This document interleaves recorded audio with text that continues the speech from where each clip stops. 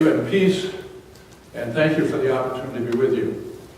I thank you because in 1962, the members of the Lutheran Church of Missouri Synod called my wife and me to be missionaries in Papua New Guinea. We served there till 1968. Now I realize at that time most of you weren't born yet, but if I'm not thanking you, I hope I'm thanking your parents or even your grandparents, because you gave us a unique opportunity that changed our lives. As you know, here at Bethel, while our pastor's on sabbatical, we are having a series on saints that have influenced us and changed our lives. And I've chosen, in a sense, two people and a group. The group is you. Thank you. You changed our lives. You gave us an opportunity to go to a land far away to people that had never before heard the gospel. And we saw how the gospel can touch people's lives and how it touched our lives. I think of two individual saints. One was an Ipali woman named Wazawanda. Her house and garden were right next to our house and garden. Wazawanda reminded me of Lydia in St. Paul's ministry. When St. Paul was an international missionary and landed in Philippi, Lydia welcomed him, cared for him. That's what Wazawanda did for us. We might have an ordinary breakfast with our boys, and usually in that isolated area that meant oatmeal, something like that. But when our boys left our house to play with their friends, Wazawanda was there with a baked sweet potato, because that was the food that the New Guineans ate. And she knew that a day without a sweet potato is a day without love. And when it was raining and hard, we didn't have to look to where our boys were. We knew they were in Wazawanda's house, safe and cared for. Wazawanda was a Lydia in our lives. She cared even before she knew the gospel. And then also I think of Marak. Marak was an Enga. Like us, he was an expatriate missionary. He came from the Enga area. When I think of Marak, I think of St. Paul. The energy of that man. The deep faith of that man. We were in an area, we were the first missionaries to go in an area. And there were always stories, there are other tribes over the mountains. There are other tribes over the mountains. And so Marak would say, we've got to go find them. And over the mountains we'd go, and we'd find them. I remember one time when we were in an area that, according to the rumor, the tribe that we lived in, they were cannibals. I don't believe that was true, but Rock said, we got to go find those people. So off we went over the mountains, and we found those people. And I remember when we camped there that night, Barak began his devotion something like this. I come from the other side of the mountains. I've been taught to hate you. I've been taught to fear you. But I call you brothers, because I believe in a God that loves us all.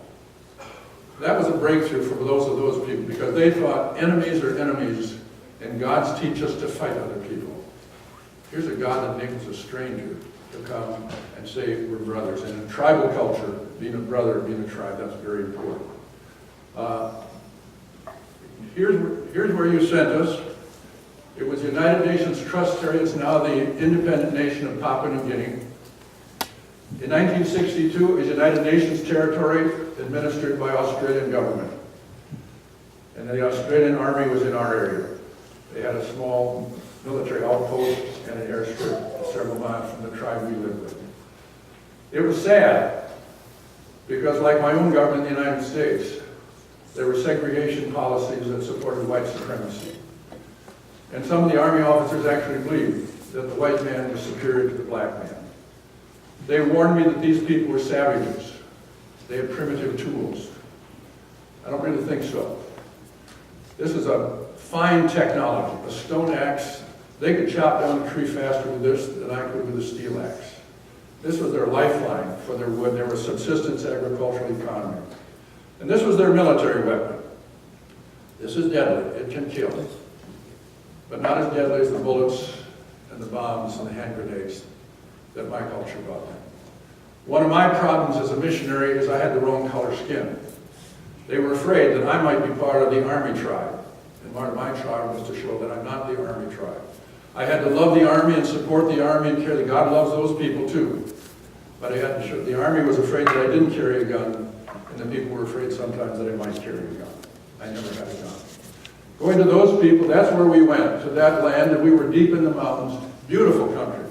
One of the most beautiful countries in the world, 6 degrees south of the equator. It only had 2 seasons, rainy season and really rainy season. That's where you sent us. Here's where we came. Well, yes, next, please. I'm sorry, that's, we agreed to be next. Next. Whoops. Jordan took a picture, but it's not at this point. It's going to come later. You sent us to that beautiful land, but when we arrived, we didn't realize it at first. We had to learn this, and learning was a major cultural difference. The world they believed was flat, with a stone bowl over the sky and the place of the dead underneath. And they had stories that people with worm-like skin could come from the place of the dead and cause problems. Well, what color skin is this? Looks like a worm, doesn't it? So they weren't sure what kind of people we were. Well, there it is. That's the worldview that we entered. And the sun, notice the sun is scowling a little bit. This was a subsistence agricultural economy. If the sun burned your garden, you died. But fortunately, notice his sister has this, so the sun is a god. And notice his sister smiling. When she's at the place of the dead, scowling big brother, maybe burning your gardens, but then she'll come up at night, and she'll smile on you, and she'll grow in rain, so your gardens will grow. These are, now next picture, next please. These are some men in their houses. It was, I said before, it was an area that had never before had evangelism. And so we were the first outsiders to try to learn the language. And learning the language is hard enough, but once you learn the language, then you have to learn that there's a different culture. One of the first words that I learned, and one of the early words that I learned that was really helpful, okaki. What's that? Okaki. You think, now I can open it up. So you'd point at a tree, okaki. Kiyonde. Write that down. Point at a man, okaki. Kiyonde. Sounds familiar, must be a different stress. Point at a pig, okaki. Kiyonde. Then you realize, Marak would help me understand, I haven't bridged the cultural gap. We point with our fingers. Okaki, what's that? For them, kiyonde, that's your finger. They point with their nose. What's that? Kiyonde, that's your finger. What's that? That's your finger. So they have to learn to bridge those cultural divides. And sometimes they're massive. These men had trouble sometimes understanding my vision of God. When I would often come to a new tribe that had never been contacted before, we would talk about the problems they had. Their gods had scorched their gardens, their gods had burned a house. In a so-called animistic culture, there's a holism that we don't have. We have accidents that happen. In a New Guinean culture, that culture, if I would stumble on the way to church, I would say it was an accident. They would say, no, the spirit of the threshold tripped you. So these people would talk about the problems they would have, the gods had caused. Eventually they'd ask me, what about your gods? I'd say, I only have one God, and I think my God likes me. I didn't know it at the time, but that was revolution. They couldn't understand Jesus, they couldn't understand sin, they couldn't understand vicarious atonement, all those things, but that there's one God. Then if we're using these things fighting, it must be our fault, not our God's fault. And if our God likes us, then why aren't we liking our God in return? And next, please. This is almost a miraculous picture. These are some women taking care of their gardens. They were very afraid of me. And the first time we would find a tribe in the mountains, the women and the children would always hide in the bush. Usually the second visit to the tribe, or the extended family might be a better term, the women would come out and we'd talk. Although I remember one time in a gathering like this, a little boy was crying quite hard, and the mother said something rather strong to him, and I asked Marat, well, what did she say? She said, if you don't stop crying, he's going to eat you. So there were some cultural barriers there.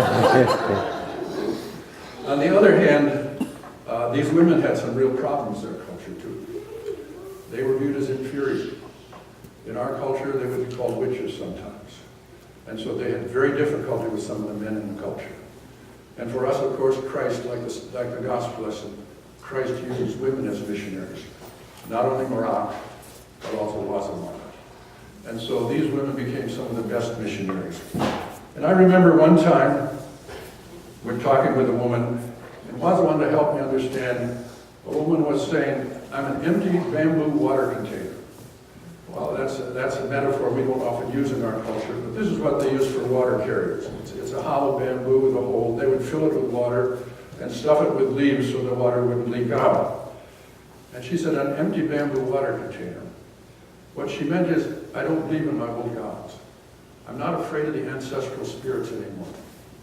But I don't know enough about Jesus. I'm still empty. Remember the gospel lesson, and Jesus said to a woman who was empty, I have the water of life. There are a lot of empty water containers in our culture, aren't there? A lot of people, agnostics, uncertain, their life has been drained. They're like empty bamboo water containers. And Wazawanda and other people like that were excited to hear that Jesus can fill that empty water container with his love and his forgiveness and his peace. Next, please. These are some men at a sacred ceremony. Again, there were so many taboos. There's so many taboos that it was very seldom that I could see sacred ceremonies. And so to me, this was a marvelous thing to see this. The Australians were introducing money. It had been a barter culture. So for example, one of the things when I would travel to distant tribes, I would take a steel axe head along, because this may be pretty good, but a steel axe head is a lot better. And so I would barter for sweet potatoes with axe heads and steel knives and salt and things like that. But the Australians were introducing government money, and they had a trade store at the army post. And so if you were translated, I was the first to use this language, so I was trying to put Christian theology in this language. So if in English you did not have the word blessings, how would you translate God blesses us? Well, in that language, God gives us good things.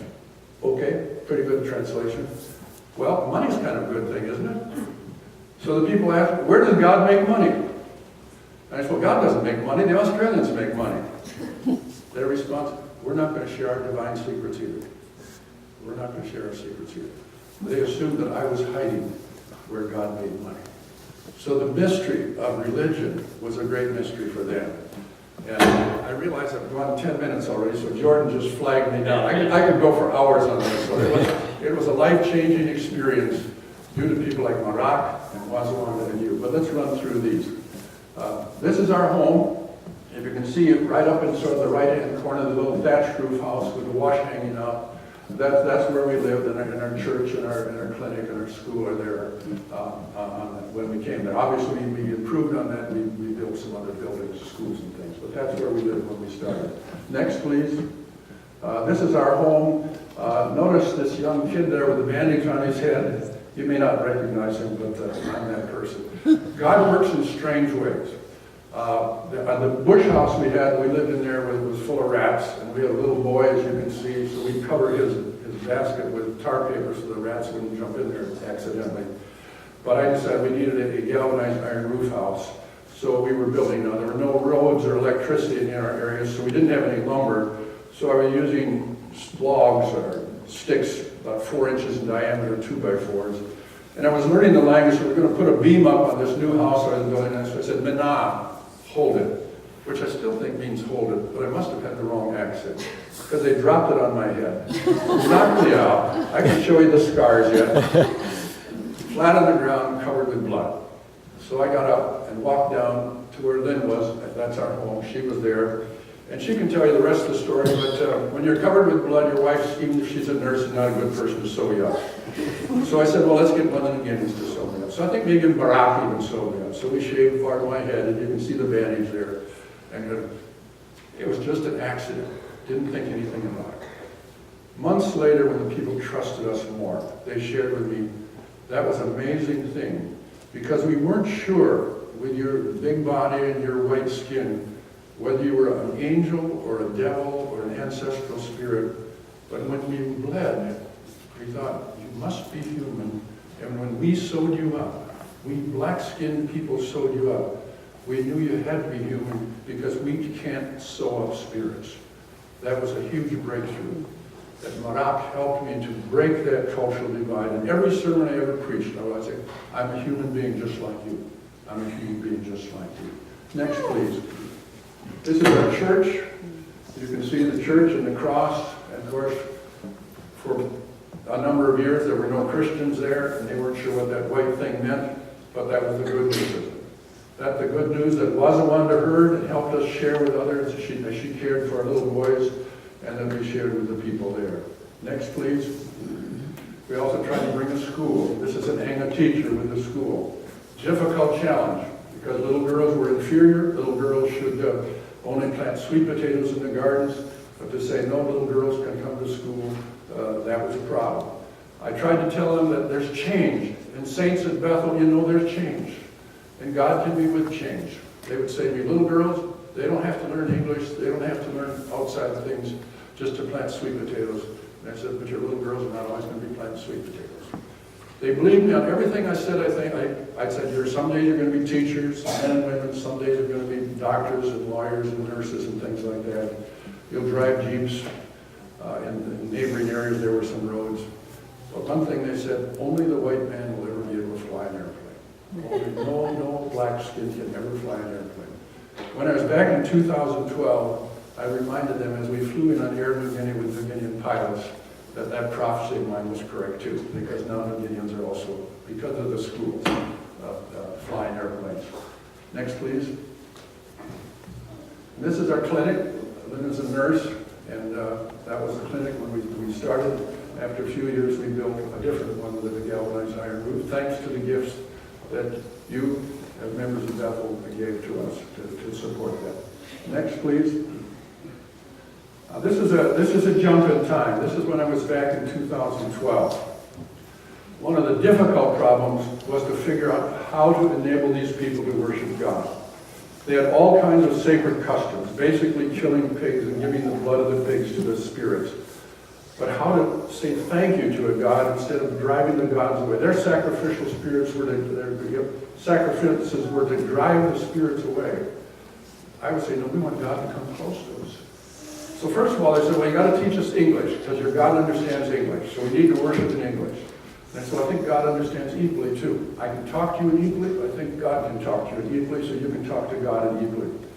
So first of all, they started with some hymns of a neighboring, dialect of a neighboring culture, Anusume, Naimanyo, something like that. We tried, but that wasn't part of their culture. You know, music and worship are part of the ways that we feel the closeness of God. So eventually it was a breakthrough. Marak and some other men said, let's try our courtship songs. As we have courtship songs to bring women close, why don't we have courtship melodies to bring God close? It exploded. We had more hymns. And I heard that that's what Luther did. Luther moved away from the Gregorian chant and the Latin chanting to the hymns of the culture. Wazawanda and Marak remind us as saints that our culture is changing. And we like traditional classic music. We like different kinds of music. This is the gift that God gave those people, that they could find new ways in which they could worship God and feel the closeness of God, not to drive God away, but to hug God, bring God close. And this is the last slide now. I think of the epistle lesson this morning. I think of you as saints. I think of Marak and Wazawanda as saints. I've talked a lot about my experience. I hope you leave here today not thinking of Bob Holst at all, but thinking about your missionary work in your family, in your community, in this church. When I was back in 2002, I wanted to see the cemetery where some missionaries were buried, and missionary children, babies and young children had died in Papua New Guinea, and there was a missionary cemetery. So I went to the hospital near where the cemetery was, and I asked, well, where's the missionary cemetery? Nobody knew. But I finally got an old man, and we found him. And at first I was sad, because you can see it's uncared for. Even there's a cross on a grave that's broken. But the more I think about it, the more I praise God. Because Paul planted, Apollos watered, but God gave the growth. The people don't remember that missionary. I do. But it's not important to me. Because what did the people of Samaria say to the Samaritan woman? It's no longer what you said. We've experienced Jesus ourselves. Thank you for sending Lynn and me to Papua New Guinea, so that we could meet people like Wazawanda and Marak, people of deep faith, changed our lives. And thank you for the blessing that you are in this community, as you are Maraks and Wazawanda, and your parents and your ancestors and yourselves, as you bear witness to God's truth. In Jesus' name, let us thank the Lord.